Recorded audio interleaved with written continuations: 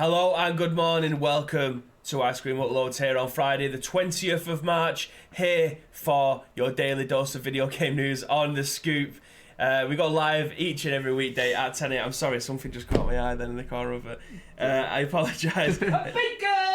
There you go, that's the thing that I said, that something just caught my eye. So Graham has just poked his face through the side of the door, but I apologise if none of you ended up picking that up. But you still get to see our beautiful faces. My name's Bibby, aka we've got Beanio, aka Resi Bib, and with me today... No one's ever called him Resi Bib. No one's ever called him ever in his life. That's what he wishes he was called. That's what he wishes he was called. Look at the jacket. The sexy jacket Look here. at the jacket. So this was sent to us by Capcom last year for Resident Evil 2 because we was doing an all-day stream of it. They didn't sponsor it, they were just very nice and sent us a box full of shit. So we had cups and stuff like that. We've been running competitions all of last year and some this year to win most of the stuff that's in there. So now we've pretty much got a size fat t-shirt, which I'm eyeing up, and also other things that we may end up doing closer to the time of Resident Evil 3 game's launch. However, I've introduced myself. Usually we bring you into the show every 50 episodes, but that isn't the case this time. You got a bumper episode this time, ladies and gents. I was on, I think it was like last week or the week before. Yeah. And like, two in quick succession. The fans just were like begging to get Connor back. They were like, we need him back on now. So usually I include a topic in here for you because you play completely different games than me. I mean, I'm the only person that plays the games that I play. Nobody else in this building plays shit games like I do, apart from you with the game that we've put in this today, which isn't a shit game, by the way, for those of you that are interested in this one. But it's a bloody great game, baby. It is. You want to tell people who you are as well? So I'm Connor. I mean, people probably know me best from like Buzzkill, and occasionally like 2 or 3 episodes every 100 on The Scoop. Yeah. So there you go, that's me, baby. Thank you, mate. It's alright, anytime, you know. Right, I'll that's it, introduction done. But yes, this is The Scoop. We go live each and every weekday at 10 a.m. over on Ice Cream Uploads on Twitch. It'll then get recorded, it does get recorded and put onto YouTube about an hour after the show finishes. And then I'm going to ask you this because I know for a fact that you can probably not remember what they are. But we also put this out as a podcast later on in the day, around about 3 o'clock on 4 particular podcast services. You slimy bastard! What? You just picked up the show notes and the show notes were just opened. I mean, all right, okay. I didn't do anything. What are the 4 major podcast services? It's available on iTunes, Spotify, Google Play, and SoundCloud, all on demand. Can't believe podcast services. I've just done that off the top of my head. I've not been on the show for so long, and it's up there, baby. It's all up here. It's not. I've seen the frantic look in your face as you scroll down the dot to find out what they were. I don't know what you're on about, mate. But yeah, this is your video. The UK's #1 video game podcast, I may ask. It's self-proclaimed, but no one said otherwise. Over the top of that. Yeah, but no one said otherwise, so exactly. We can carry on pushing it until someone says, you're actually not, mate. Yeah, you're actually #4. Yeah. I mean, today. If that's true, I'd take 4. I would take 4. If someone the UK's #4 gaming podcast. I mean, it sounds better than 1 anyway. So, we've got quite a few news stories today, varying excitement levels. It's kind of been a slow week, as you can probably imagine, with a lot of people. A lot of people's lives in turmoil at this point. It's basically the coronavirus update show at this point. Do you know what? I tried to make it not coronavirus it. However, the biggest news story that we've got was related to the coronavirus, so we kind of have to go with that. But first of all, if any of you that are in the chat now was in our streams last night as we went through and played the Resident Evil 3 demo, I've got this to cover later on, but I just want to thank you all for joining. It was a hella good stream. I've managed to clip it like I said I would, and it's now been put as a highlight on this Twitch channel, so if you do want to go and watch that, if your method of choice is to watch things on YouTube, don't worry, we put it on there for you as well, so you'll be able to go and watch it. I well and truly filled my knickers last night playing that game. It was terrifying. It was everything that I wanted it to be. We had Asim in the chat. Me and him was both scavenging for bobbleheads. I have absolutely no doubt that he's found all 20 now, and I still need to find 6 of them. So I will be conversing with him to try and figure out where the other ones were, because I want to get that boxed off before the game comes out. But we'll talk about that later on anyway. But we have the first news story for today, and it is in relation to GDC, which got cancelled, and I've just turn the brightness down on my monitor. So it was in relation to the GDC that actually got cancelled, postponed. It looks now that it's going to be a 3-day event in August. So this has been written by Matt Wales over at Eurogamer. I'm very I'm going to take a little swig of my drink. You do it. You got to moisten the old vocal cords there before you get into a big news story for the first. It is. I've got a dry mouth at the moment, mate. Do you know what I mean? It's very muggy in here this morning. Oh yes. That's just me. Oh, that's good. So the news article starts as follows: Postponed Game Developers Conference returns for a special 3-day event this August, celebrating the arts, craft, and business of games. This year's GDC conference was initially due to take place this month, but postponed following the coronavirus outbreak. It has been reimagined as GDC Summer, a 3-day celebration of the art and craft of business games development, to be held in August. The GDC Summer is set to run from the 4th to the 6th of August at the Moscone Center in San Francisco, and is described as a unique game developer conference experience that will blend the expert talks of traditional event with a freestyle expo show floor, open from the 5th and 6th of August. High quality technical content mixed with valuable roundtable discussions to foster conversations and connections is promised as a new series of micro talks and fireside chats, and a new dedicated space for comprehensive career development sessions. GDC 2020 was initially scheduled to run from the 16th to the 20th of March in San Francisco, but its organisers made the decision to postpone the show after a number of prominent companies, including Sony, Microsoft, and Epic, all pulled out amid coronavirus fears. GDC Summer will give the game development community a chance to come together in a way that it hasn't currently been able to due to COVID-19, said its organisers, who also insist that safety remains a paramount concern, and the GDC team will continue to monitor the latest information from health officials to ensure a safe and compelling event for everyone at GDC Summer, GDC 2021 and beyond. A wide-ranging programme of virtual talks has been made available online all this week in GDC 2020's stead, presented by those originally scheduled to speak at the event. So it's good that we haven't lost the event entirely. Yeah, that's good. I like it. It's interesting that obviously they're trying to do it over a 3-day period as well. It doesn't mention who's going to be returning for the conference. So will Sony actually make an appearance? Will Microsoft and Epic also come back into the fold? There was a lot of companies that pulled out last minute. I think Oculus, Facebook, and I can't remember the other one. They pulled out literally like days before it was due to take place. So it's interesting to see how many of those actually want to make a return to it. Will this be... I don't think it'll be the first point that we actually get to see the PlayStation. I'm fairly certain they're going to make their own conference during this time to announce it, because the spec rundown was exactly that. We was thinking that it was going to give us an idea about the stuff that we wanted to know, but it was literally a conference for the nerds. So I think we will get a separate PlayStation one before then anyway. But thoughts on GDC actually creating another event? I like it. I mean, it's obviously optimistic. Like, we don't know what the sort of like, we don't even know if by August we'll even be out of lockdown or like craziness by then. Like, it could last for a year. You don't know, but it's good that they're at least like putting stuff in place that, like, if all goes to plan and we're out of this in a month or two, then we're gonna do it here. I quite like the bit at the bottom too. It said about they've been putting out videos of virtual talks online all this week, presented by those originally scheduled to speak. That's pretty cool. At least you're still getting the content. Exactly. So like, I think they've done pretty good there, like, all things considered. Well, not only that, but there's obviously we're in the esports video game world, and there's a lot of people who do freelance work, who are either photographers, journalists, whoever they may be, admins at events that now have not been able to work for the last 2 months. It looks like they will not be able to work for the next 2 months as well. So 4 months without a living wage is obviously an absolute ball ache. So the freelance hosts that are able to host these talks will obviously be getting paid for it. So it's just another job ticking them over for the time being. So it's good that they are still employing people to deliver content for them on their behalf. Exactly. So as long as we can carry on doing stuff like this, I mean, it's all right.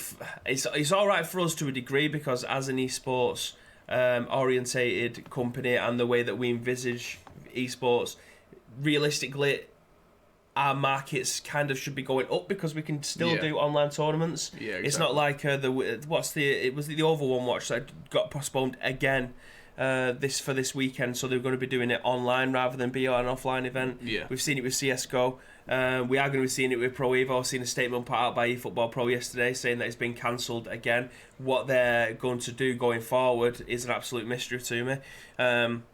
but we, as an esports orientated business, we can capitalize, shall we say, on people staying home and wanting to be a part of competitions, essentially. So that'll be the same for all the other esports companies like EGL, for instance, or if it's CSGO putting a competition on, or whoever it may be. I think it's time where, like, now, like, people who do events and stuff, it's going to be rough, like, because you can't put events on at the minute, but I think it's time where you're going to have to, like, adapt and, like, come up with some creative ideas, start putting out online content, start doing, like, documentary series, start doing, like, community stuff, like, get people involved, because everyone's going to be at home. That's the thing, everyone's going to be self-isolating, everyone's going to be looking for content to burn through in their 16 hours or whatever. So it was interesting. I seen a tweet earlier on this week. I've seen it from a few people saying that the CPM for March realistically looks like it's going to be down, but surely it will be up, because there's going to be a lot of people taking in content on YouTube. The what, sorry? The CPM. So basically, how many people are watching their stuff and how much money they make for it. Like, is it like clicks per money or something? I don't know. Something along those lines. But it's like 1,000, So it's like how much you make per 1,000 views. I'm not sure. Like, I don't know how it works. Like, I don't know if more people sat around watching is bad, because there's like, it's easier for them to get 1,000 views. If that makes sense. Well, so you think that the threshold for money will go down? Maybe. I don't know. It's probably also to do with, like, how much people are willing to pay for advertising at the minute. If companies aren't willing to spend on advertising because they're not sure about how they're going to actually distribute, and if people are actually, because people aren't going to be spending too much either, because they're not going to be in work. So. But see, I was thinking of it from the other side of point. There's going to be more people watching the stuff. Surely the advertisers will be wanting to put their stuff in front. But it doesn't even necessarily have to be anything that's super expensive. It could just be. Have you heard of this website? I know you might not have heard of it. Have you heard of this website called Netflix, which you can watch any kind of, like, movie, it's a great TV time show. For Netflix. Yeah, great time for Netflix. It's just getting your voice out there, and I thought it could be an opportunity for most people to be able to advertise in these circumstances. But there's organisations like 100 Thieves that are running Call of Duty tournaments at the moment for prize pots and things like that. So they're banking on people being at home to be able to partake in these tournaments, which again is free content for everybody else. If you are participating, I think it's free, but there's a prize pool at the end of it, because let's face it, 100 Thieves are rolling in money at this point. Yeah, I think they did one, and it was like the Cash App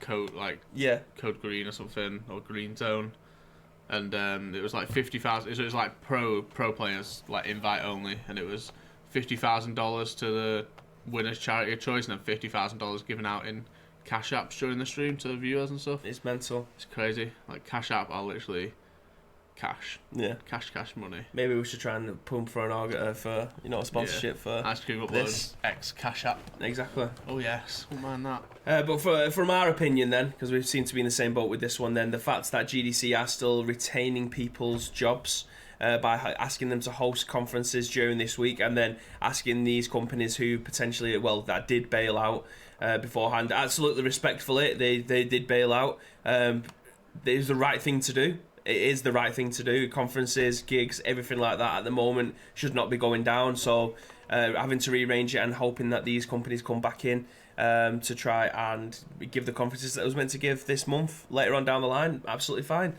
So it's a big thumbs up from us. Yes, sir. Right. Let's take a deep dive into something that I know you are super excited about. Deep dive. I like big the sound deep of that. Dive. I like the sound of that, my friend. Have you heard of a game called Teamfight Tactics?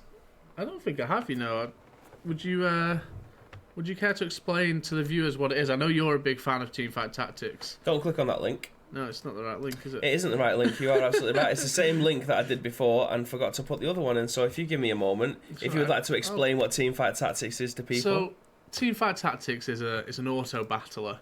It's like an auto chess, but a bit more advanced, and it's set in the League of Legends universe. League of Legends is a huge game.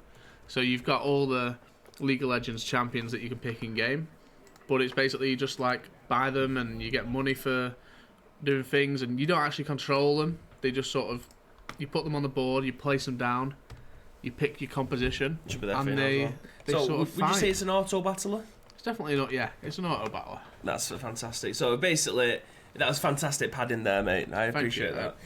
Because I am kind of in the dark when it comes to this game. However, with someone next to me that won't shut up about this game very much like I do with the games that I love, I'm kind of to get to know the game a little bit more. How do you want to read this out, or would you like me to read it out and you just take some thoughts on it?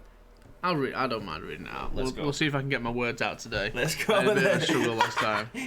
So, Teamfight Tactics Mobile release date, TFT Mobile launch time, latest for Android and iOS. Oh, so this is actually from last week. Come on, Bibby, this is not good enough, this, mate. The Wednesday the 18th. That was Oh, was it 2 days ago? Yeah. Right. Anyway, so this is basically saying that it's due to release for Android and iOS. Like since this article got put up literally 2 days ago, it has released. Well, if you scroll down a little bit, it says update there, mate. So you know what I mean when you do.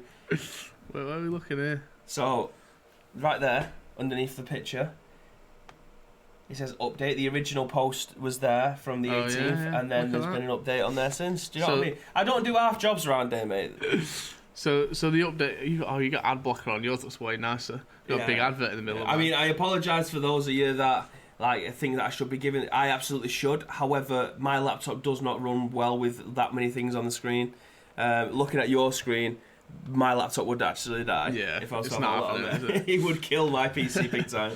So the update. I'll read the update first because like the article's like a couple of days out of date. Cheers, Bibby. You're welcome. Nice one, mate. Well, the thing is, nobody cares enough to write more stuff about it. So when I type in Teamfight Tactics, this is the first one that comes up. So it's lazy reported, is what I'm hearing. That is exactly what you're hearing. Yeah. Welcome to Ice Cream Uploads.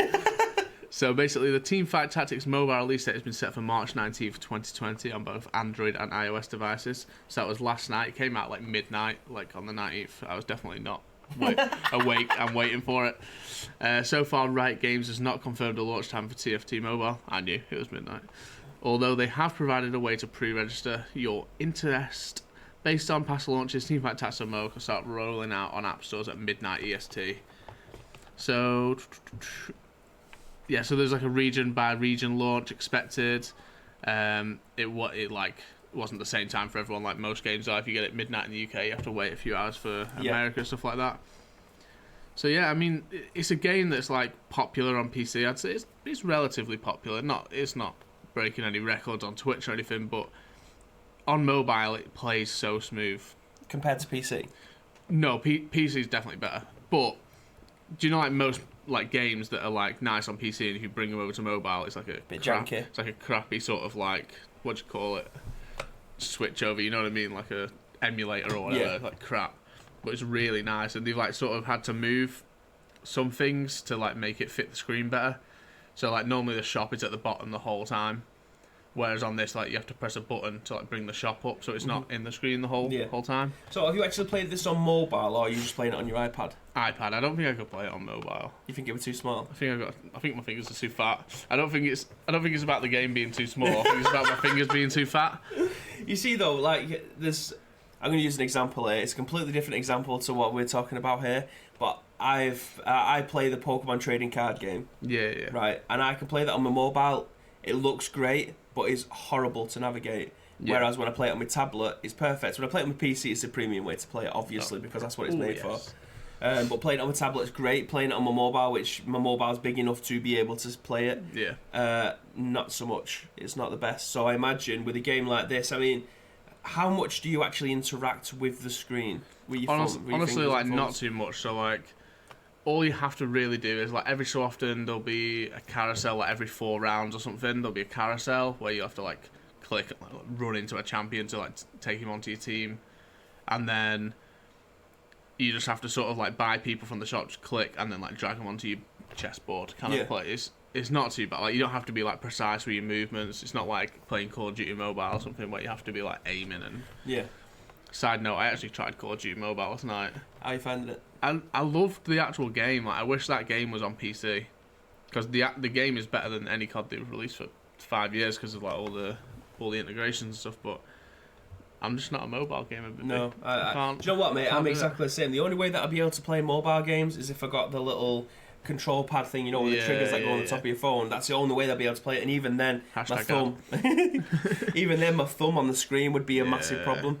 But the thing is, there's been a lot of mobile games that have come out. You're thinking, how has that not made the transition to the Switch? That Call of Duty game on Switch would be unbelievable. It would shit all over Warface that came out. I mean, Warface is a good game. Like I used to play that on my PS4 quite a bit, and now I'm playing it on my Switch occasionally. But trying to play a first-person shooter on your Switch is an absolute nightmare. Oh wait, 1 minute. Wait. Oh shit, that's not good. That's got to be like. That's got to be like. Is it clickbait or is it an actual news? No, this is breaking.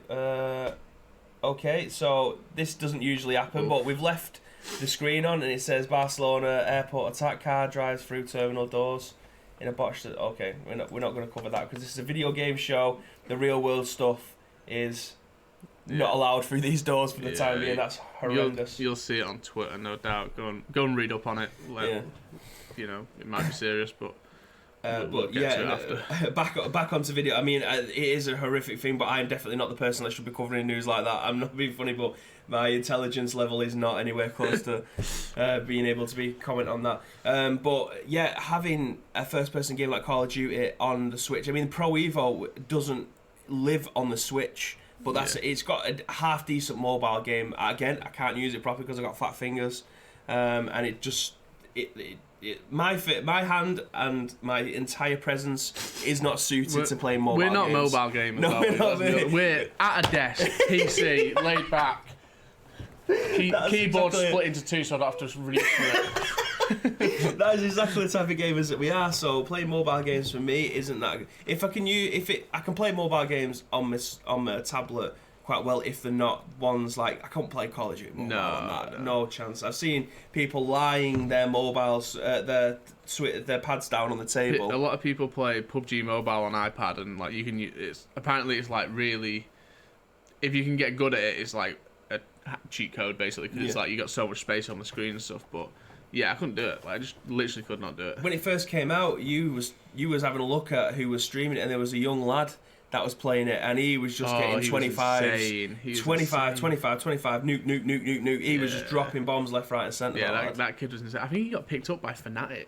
He wouldn't surprise me. Like the dude was ridiculous. He had like loads of viewers as well. I think like COD Mobile probably had like 30,000 viewers, and I think he had like 25,000 of them.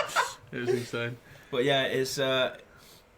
I love the thought of being able to have these games on my Switch at some point. Like this Teamfight Tactics one. I would love Teamfight Tactics on the Switch. Yeah, that would be so good. You'd be able to, obviously, you can play it anywhere on your tablet now anyway, but I just think that there's a lot of mobile games at the moment that could easily make the jump to Nintendo Switch and gain a lot more from it. Yeah, it's like that sort of nice in-between spot. Like, you don't have to try and hit the hardcore PC gamers and make a PC optimized app or anything, because like most mobile games, like you could just sort of like port over basically because it's just a little bit bigger the screen. Like it's all about key binding the buttons to the screen commands. As long as you can do that, get rid of the overlaying screen commands. I mean, the beauty of the Switch is you can still use it as a touchscreen if you wanted to. So if there's certain things like the PS Vita, for instance. I know it completely failed, but it was still, for me, an absolute work of art. Being able to play PlayStation 3 games on your PS Vita was a stunning experience. I mean, obviously I still bought Football Manager for it, which is basically like, why are you buying this? Why are you buying something for the PS Vita that you've got on every other console, which is just spreadsheet simulator? Has to be done, doesn't it? Yeah, obviously. But having the PlayStation 3 experience on PS Vita, but then having a 4th or 5th gen experience on a Nintendo Switch with these mobile games, especially Call of Duty, is stunning. Like visually, it is a stunning game still. Yeah, it looks brilliant. So having that on your Switch and these Teamfight Tactics as well, I'm fairly certain with it, like you say, being a auto chess kind of game, tactically, the way to put it into a game, it shouldn't be that difficult. But as a person who doesn't develop games, it's a bit of a shitty thing to say. But yeah, I do. I'm probably never going to play this because it doesn't appeal to me. No, you will. You'll play it. Will I? Yeah. What incentive have I got to play it though? Because you can listen to me talk about it for 40 minutes while we play it. Mate, we played games together once and it was Overwatch for one game. Yeah, guess why we only played one game, chat? Because Bibby had to go to bed at 9 o'clock. Bloody bedtime bibby over here. Oh, That's what they call you. Don't call you Resi bib, they call you bedtime bib. Bedtime bib. I you know what? I take that on board, mate. It was about 8 p.m. He was like, "Yeah, I'll come on for a game." I was like, and do you know when someone says, "I'll come on for a game," he's like, "Right, you think couple of hours gaming." Gaming says, "Pew pew pew." He's like, "Right, there's my game." That's one game. Goes off 8:45. I couldn't believe it. Quarter to 9. I need to stop drinking this tea because I am genuinely burning up at this point. Right, so that's 2 articles down. I think we should probably get into something a bit more light-hearted. Ish. Light-hearted-ish. I look over at this. You look at the title, you're like, it's not an issue, is it, at all? It's not light-hearted. So, in the wake of everything that's going on in the world, EA Sports looks to its past to force changes to the way that their Ultimate Team works. They're making changes. Nice light-hearted topic for all this has been written by Wesley. PES community. This has been written by Wesley Yin-Poole over at Eurogamer. EA is having to change the way that FIFA Ultimate Team works because of the coronavirus outbreak, and it looks to the past. I mean, I said before that when the stream started that we're going to try and stay away from coronavirus stuff. Yeah. For the sake of, one show without it, but ultimately every single news started. It's not going to happen. It's not going to happen. Normally, EA runs Team of the Week promotions in which new cards are introduced into packs based on the outstanding performances of real-world players. These new cards are fancy designs and are boosted by stats to reflect the real player's good form. But with football off for the foreseeable future across the world, EA no longer has real players' Team Base of the Week cards upon. So it's ditched Team of the Week for the foreseeable future, replacing it with the new promotion called Team of the Week Moments. Anything to try and dip their fucking fingers into something and make money. Team of the Week Moments is a reoccurring promotion based on historical Team of the Week releases. Wait, I've got one question, Bib. Hit me with it. Do you want some chips? Why is that, mate? To go with all that salt. Do you think this is a good idea, though? I mean, at least there's new content. Look, I'm not going to say wait. EA are doing this because we want to give the fans content. They don't care. They don't give a shit about content. This is another way why people are going to open packs. That's all it is. But at least the people who do want that have something. Why? I don't know. People are obviously going to be sat at home with nothing to do but spend money on packs. I mean, it'll look, if you end up packing one, it'll make a great thumbnail. Because of the new colours and stuff like that that's knocking about, but I'll get into it in a second. The player ratings won't be the same as they were. All players released will reflect their current teams, and their overall stats increase will be in line with their FUT 20 upgrade path. For example, in FUT 18, Team of the Week 28, Manchester City fullback Kyle Walker was given an 86 overall rating in item in line with his FUT 18 upgrade path. But for now, his Team of the Week Moments item, Walker will be an 87 overall based on his FIFA 20 upgrade path. You what? No idea what that means. So basically, it's so confusing. So he was what they're saying is if he was a better player 2 years ago, but now he's aged 2 years, his projected path of getting better has gone down. He's got a decline. So if it was to introduce his Team of the Week now, based on his card last time, they'd have to use his trajectory of his card now. So right, got you. If he's rated 84 now, it might go up to 86 because he was 86 in FIFA 20, went up to 88. Right. Okay. Yeah, exactly. Yeah. Do you know what I mean? This is what I said. Let me get onto it because it makes no sense.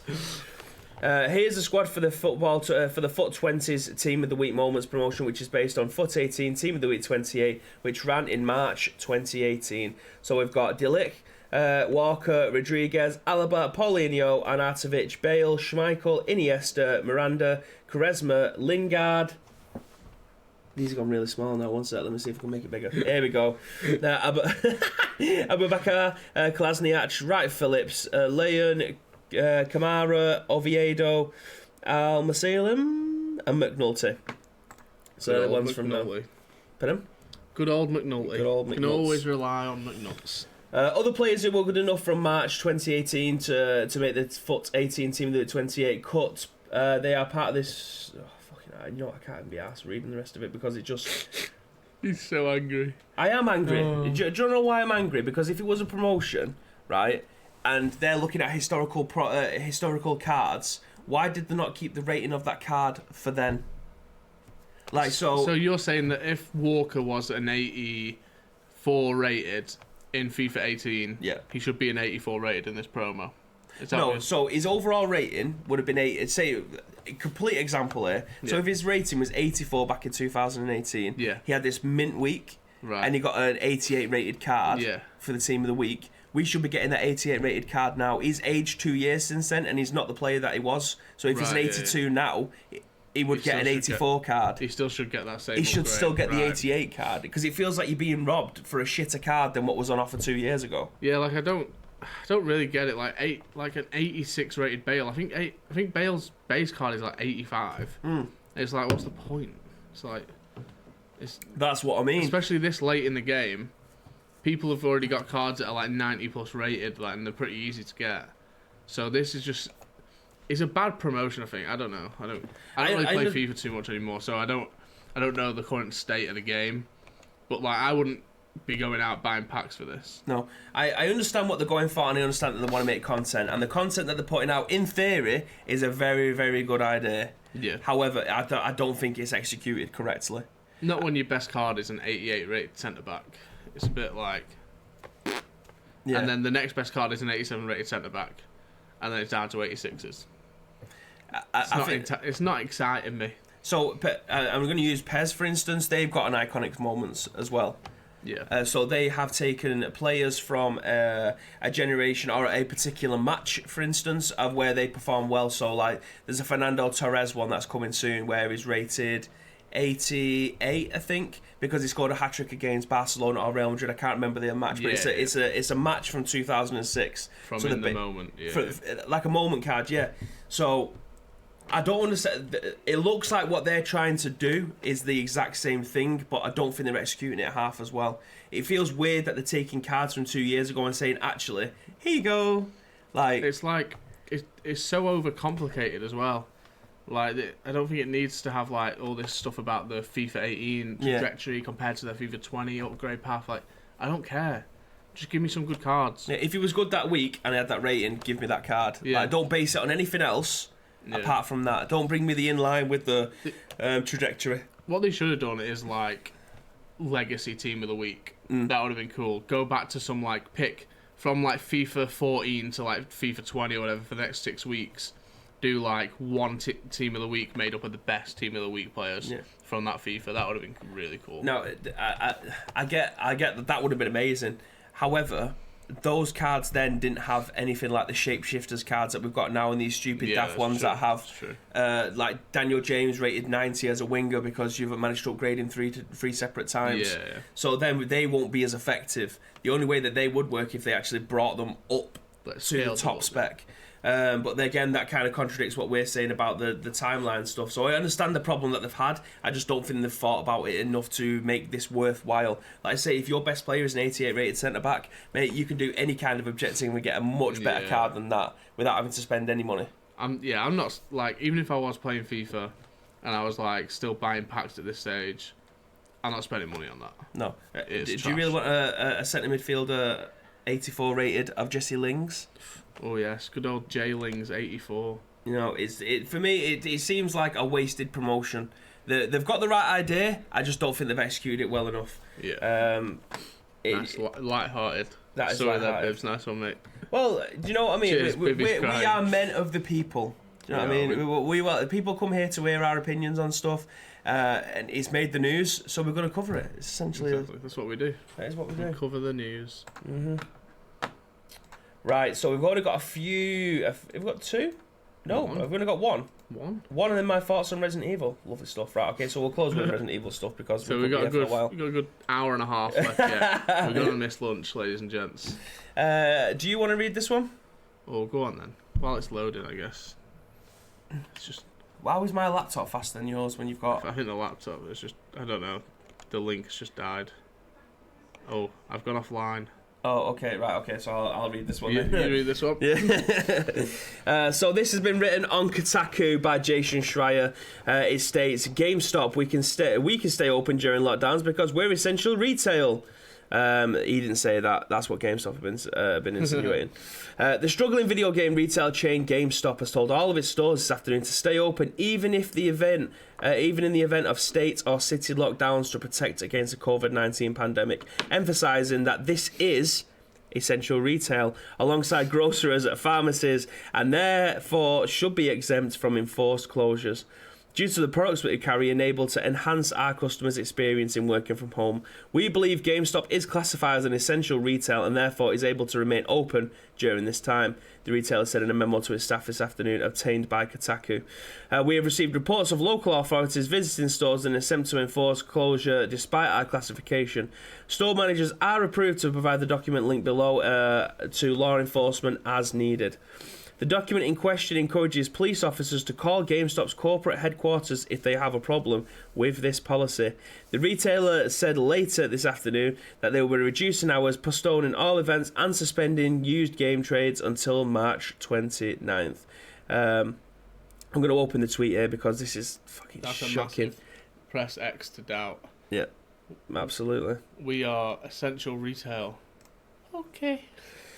Of course you are. So their tweet reads: "We are working diligently during this unprecedented time to provide our customers and associates with the safest possible environment. Please see below for details on new changes we are enacting and click here for our full statement." So this is a statement that they've come out with officially on social media. Prepare for the yikes of the year. Instituting multiple social distances practices in our store, such as allowing only 10 customers in our store at any given time. Following the CDC recommendation guidelines to adopt in-store line management practices that creates a 6-foot perimeter between customers at checkout lines. Reducing our store hours of operation to 12 p.m. to 8 p.m, which will be in place until Sunday, the March 29th. Rolling out delivery at door service allows customers to pick up their purchases at the front door of our US store locations. Suspended temporarily our video game and customer exchange trading practices until March 29th. Postponing all gaming events and midnight launches activities until further notice. Disabling temporary and all interactive gaming stations in our store. Encouraging customers to leverage our online e-commerce capabilities and direct deliveries to their homes from our warehouse and stores. Now, I'd love to see some of the replies to this, because... shall we go through them? Yeah, let's see what they are. Hopefully they're not too bad. Well, I mean, if it is, they absolutely deserve it anyway. Paul says, as a former store manager from D60, this response is appalling. You're putting all of your employees, including many friends of mine, at risk, getting sick or spreading the virus to their families and customers. Erica claims, close your stores and play your employees. We are not essential retail. And then someone just tagged in, stop. Yeah, I'm taking this, thanks. So I imagine it's going to get a lot worse as we scroll down. So I'm going to stop that one there. I've literally never seen anything like. Why are GameStop trying to make some sort of like heroic stand that they're essential retail? No, you're not. They literally aren't.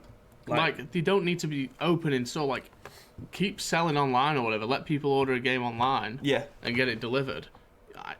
You don't need to go into GameStop. The problem I have with this is that they can make that shop as safe as they want to make it, right? There's still 10 people in there that potentially have coronavirus, all coughing on each other. If I am the person, picking up the games. If I'm the person that's selling you a game and you was on the other side of this counter, I've got the virus, you didn't, and you're like, here you go, pal. There you go. There's your game. There's your game that you're now gonna grab, and then you're probably gonna touch your face later. Yeah. And it's like, it's just stupid. Next, please. Next one comes in. Yeah. I've then passed it. So, fair enough, the 10 people may not have walked in there with the coronavirus, but you're guaranteed for me to be able to give you that because I'm handling all of your money. I'm handling your games. If it's a used game, I'm going into the drawer behind me, picking the game out, put it in the box, making sure that the inlay is there, and I'm handing you that game. Yeah, exactly. Yeah. It's so fucking dumb. It's unbelievably stupid. Like, it's such a bad play. Like, I feel like what they've tried to do is being like, GameStop's there for the people, and the people are like, just go home. Like, just shut. Like, it's just stupid. Yeah, we got Fat Man Dave in the chat. Well, that's a load of bollocks. Absolutely. Yeah, absolutely agree. We got Shogun Ash saying, "Oi, oi, lads." Oi, oi. I don't know if you've just come in. I think you've literally just come in like mid-story. Yeah. GameStop have basically said that they are essential retail, so they're going to stay open. And we're absolutely dumbfounded because, one, no, you're not. Mate, they haven't been relevant for the last 6 years. You know what I mean? Jamie, you didn't even know who they were. I don't know what that says about our business development manager.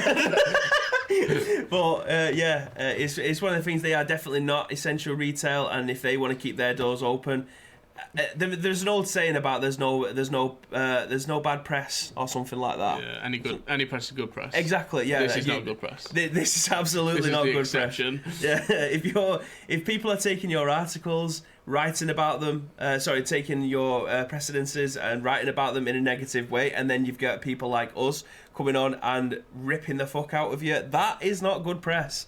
Like, if anything, you have a lawsuit on your hands should people pick up the virus from one of your... Because the chances are these people who are working there haven't had any kind of quarantine. They haven't had any tests to find out if they've got it originally. So they're inviting people in from public to come into their stop. Fair enough. You want to put some practice out. You want to put some rope out to stop people from standing 6 feet away from each other. But eventually, you are going to come into contact with them one way or another. So you're going to have to put... Can't imagine they pass the disease around in a shop. In a very smart... I mean, anyone that's been to a game... Yeah, there's not much room between the aisles. No, there is not. You're all picking up the same game. You're all putting it down. There's a little kid in the corner coughing on stuff just for the sake of coughing on stuff. He doesn't even have a cough. He's just going around licking stuff. He's like, Mum, buy me this. And then if you don't get it, he's like, oh, lick it then. You know what I mean? We're doomed. We're bloody doomed. So GameStop think they're up there with petrol stations, pharmacies, groceries, and GameStop. Yes, correct. But you wonder why these businesses are going under because they've got practices like this. They could have been the company to make a stand at this point. Yeah, we're going online only. Yeah. All our staff are still being paid. We're going to have them working like some customer service online so that you can still buy your games and you've got a real person to speak to, working from home, being paid full time.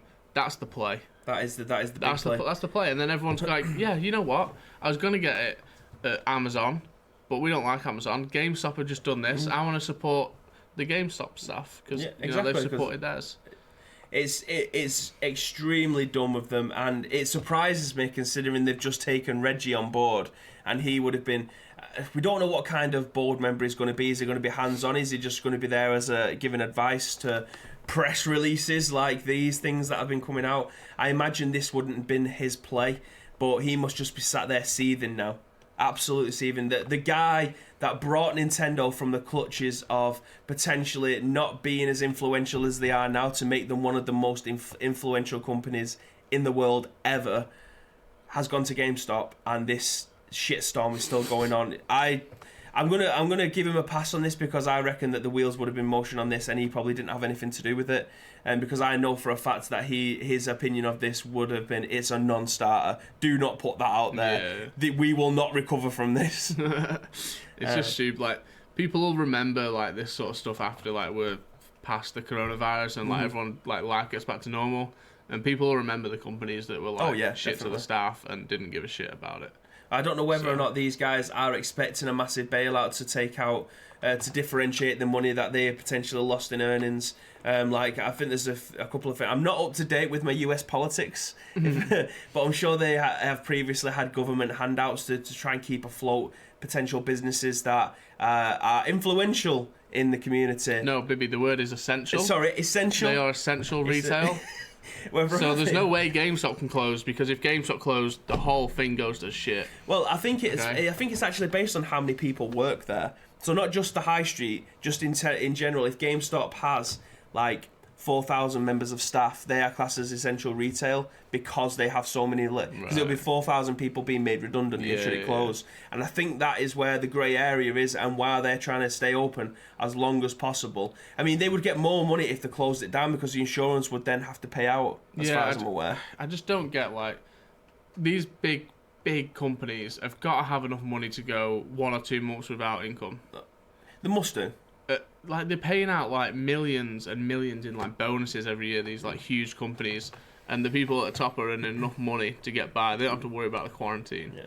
I mean, in this case, GameStop have been hemorrhaging money for as long as I can remember. Very similar situation that games in the UK. They've just been hemorrhaging money left, right, and centre. So it'll be interesting to see how this plays out. This isn't the play, and 369,000 people in this article have rated it as hot. So they assume, from our standpoint, that is also not the play. It's obviously they're reacting to the article saying it's a very good article. And that essentially means that 370,000 people agree with Jason that they are an absolute despicable company at this point. Yeah, it's just stupid, and it's putting people in danger, just so they can keep the store open. But like, they can go online. Yeah, they could buy a second-hand copy of Madden 09 or FIFA 12 for 50p just to keep the shop open. Yeah. You know what I mean? It's not worth it. Yeah, idiots. Yes. Do you know what? I was going to go through the Resident Evil 3 demo recap. However, we've got a first impressions video over on our YouTube channel, and you can go back onto our Twitch video on demand, and you'll be able to see the entirety of my first playthrough. So I played through it twice. The first one I snipped out, and that's the one because that's the one where obviously I don't know what's coming. I don't know what's going to happen. So that you're getting my real reactions at that point. It's bloody madness. It is bloody madness. So the second time, it was still a bit terrifying. But it wasn't nearly as bad as the first time because obviously I didn't know what the hell were coming. So I've clipped that up. It is ready for your consumption whenever you feel like it. It's over on YouTube. It's over on our Twitch as well. So you'll be able to go and watch that there. My first impressions are literally 50 minutes of me shitting myself. So that's all you need to know. But however, if you are looking to pick it up, please play the demo. If you've not played the second remake, it's not a necessity. However, it will help you with the way that the timeline works out and things like that. But this demo literally drops you right in the middle of the game. If it's anything like the original one that it's based on, it's literally like, I don't know, 2.5 hours maybe into the storyline. But definitely go and pick that up. It's free. It's a demo. It's a free. Go and play it. You'll find out if you like the mechanics or not. Is there anything else that we feel like we should go through? I mean, what time is it? We haven't even been live an hour yet, but it's been a slow news day again. Yeah, I mean, so I actually don't know this. This is going to put you on the spot. Oh, perfectly. I'm hoping you know it, or else it's going to look really bad if we don't. So obviously we are not in the studio from next week. Well, this is what is the plan for our lovely viewers. This is what I was going to elaborate on after I asked you for your second point, but it's a very good point. So as of Monday, we will not be in the studio. We will be doing the scoops from remote locations, i.e. our houses. So it will be remote studio pods across the country. Yes. So we will be in isolation like everybody else in the UK, as we have the facilities to be able to work from home. That is essentially what we're going to be doing. So you will see different setups as we go along. We will make it work. We have made our streams work for as long as we've been on Twitch. We've always tweeted, we've always upgraded, and we have the facility to be able to do that wherever we are. We could be on a beach in Benidorm somewhere, or we could be in the Caribbean islands. We will still be able to give you this kind of content as long as we have an internet connection. So as of Monday, the studio will not be in use. You will not have Josie streaming on this channel on Tuesday and Wednesdays. However, you will potentially see a lot more content from us, as we will be obviously at home. We have a lot more time, especially myself, who spends nearly 4 hours a day commuting. I will be able to force that time elsewhere, i.e. doing streams of new games that have come out, or potentially just running through all the Resident Evils again. So do keep in contact with us. Yeah, it will be that one. It'll be the second one. Do feel free to obviously follow us on all of our social medias. You'll be able to keep up to date as to when we are going live. Listen, the schedule will be exactly the same. We will still be doing the scoop at 10 a.m. We'll still be late every single day by about 5-10 minutes. Every day at 10 past 10. If anything, we are consistently bad at timekeeping. But yeah, the schedule-ish will still be exactly the same. You'll still get the scoop each and every weekday at 10 a.m.-ish. But you'll also get other streams into the late evenings now as well, obviously, because we'll have a bit more I will have a bit more time, Graham will have a bit more time, Connor and the rest of the Ice Cream team will have a bit more time to be able to commit to you guys. But obviously, if you have the facilities to be able to work from home and your company is going to be doing that, please take that option. Yeah. You've got the next 2 months is going to be absolutely critical for the rest of the UK. If we can look after ourselves and everybody else around us, then that is the play. That's the right thing to do. It's obviously something like GameStop isn't doing. Don't be GameStop. Don't be a GameStop. Don't be GameStop. That's the advice here.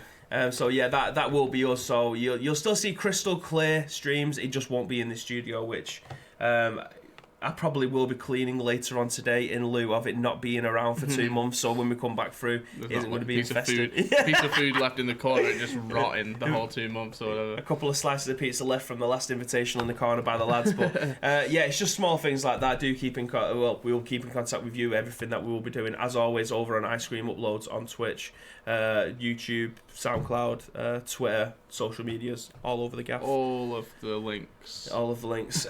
Is there anything else that you want to drop in? Anything that you want to plug? Or you've done your charity stream now. Oh, in fact, tell us about the charity stream. We've got 10 minutes to make up at this point. So tell us about the charity stream. So my organisation that I own, called Buzzkill, we did a charity stream for cancer research. This weekend it was like just under 33 hours, continuous. Like me and Owen were there, like doing the production and stuff from both of our PCs downstairs in my house. We raised about £2,500, just over £2,500. Awesome. That was just on the Just Giving side as well, things, wasn't it?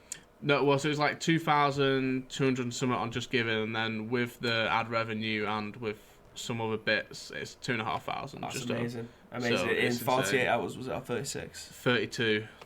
So it's insane amount of money that, mate. Congratulations. I shake your hand, but we don't want that getting caught on video because I don't know what you've got there. Elbows. There we go. It's not quite the Bibby and Graham high five. No, it's not. Boom. You see, I've been posting that all week. Like, it just feels like I'm rubbing it in, but I need to stop posting that for the time being. I'm not usually afraid of offending many people, but I think it's just taste at this point. Yeah. But I think that's pretty much it for this week's worth of scoops then. We've given you 5 shows, you've had a lot of hours, you've had a lot of other content around this as well. You've had Resident Evil streams, and you've also had Josie streaming Dishonored on Tuesday and Wednesday. We'll be back this weekend. I will most doubt, I'm not going to be leaving the house as of tonight when I get home for the foreseeable, so you will see my face and the rest of the Ice Cream team's faces on streams over the next couple of months. But yeah, I mean, it's the same as always. If you see any news knocking around the video game hemisphere, then do feel free. Feel free. Don't send it us. We don't care. Do feel free to tag. We've got with Benio, Connor Boyle 97. Connor Boyle. I worked with you for 2 years. Don't even know my second name. I apologise, mate. Nice one. Connor's crying. Nice one. Boyle's crying. Graham _day and Graham _night there. Probably don't even know his second name either. But as always, guys, there is one thing that I need you to do, and if you are a subscriber, you can join in this last bit because I know you all like that. We do have a little emoticon that says what, Connor? Stay frosty. See you later, guys.